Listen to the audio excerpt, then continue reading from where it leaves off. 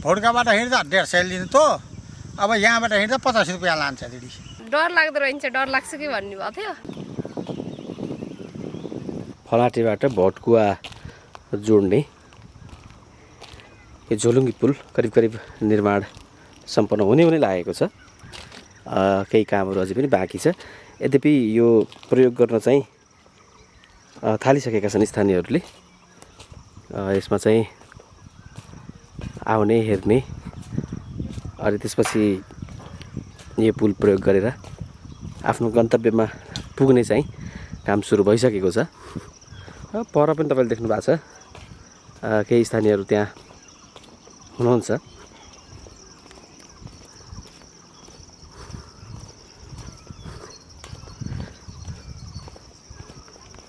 नेपालकै दोस्रो लामो झोलुङ्गे पुल भनेर चाहिँ यसको चाहिँ नामाकरण पनि गरिएको छ बाहिर बोर्ड पनि तपाईँले देख्नुभयो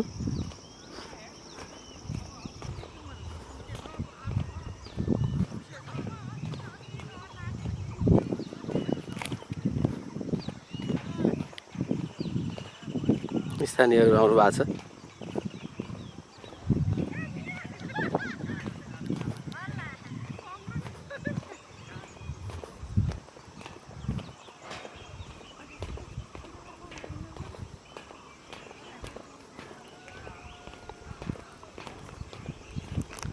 तपाईको घर चाहिँ कता हाम्रो यही भड्कै हो भटकुवा हो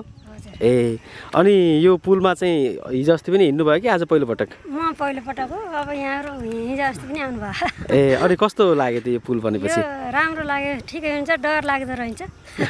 डर लाग्छ अनि अनुभव थियो डर लाग्दो रहेछ ए अनि तपाईँ अब जाने कहाँ हो तपाईँहरू हामी रेडी जाने आज रिडी जान अब पहिला र अहिले के फरक हुने भयो त फरक अब भयो भने अब भड्कैबाट गाडी आउँदाखेरि अब 125 तिर्नु पर्नेमा अब यहाँ आज 50 रुपियाँ जान पाइने भयो त्यही छ सुविधा हामीलाई बर्खामा उताबाट बाटो अप्ठ्यारो पहिरो जाने पहिराले बाटो बन्द गर्ने गर्दाखेरि यो पुल बनेपछि त यहाँका जनतालाई धेरै सुविधा छ अनि चाहिँ हामीहरू चाहिँ यहाँ जाँदा आउँदा पनि अब गाडी भाडा सहिलो विद्यार्थीलाई विद्यार्थी सहिलो यही बाटो हिँडिराखेका छन् सबभन्दा ठुलो भाडा सुविधा सबै सुविधा राम्रो भाडा सुविधा राम्रो कति लिने गर्दो रहेछ यहाँबाट गाडी रिडी कहाँ यहाँबाट 50 रुपियाँ यहाँबाट 50 उहाँबाट 150 भोड्काबाट हिँड्दा 150 लिनु त अब यहाँबाट हिँड्दा 50 रुपियाँ लान्छ दिदी ए यहाँसम्म आएको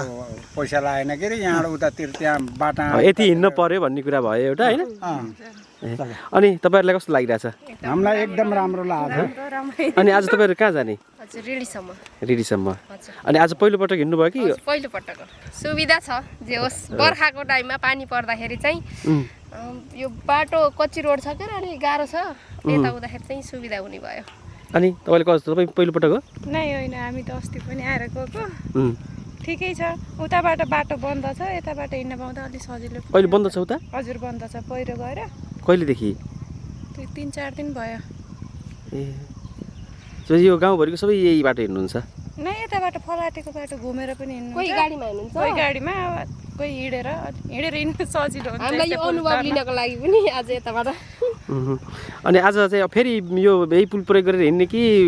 गाडीमै चढ्ने माथिबाट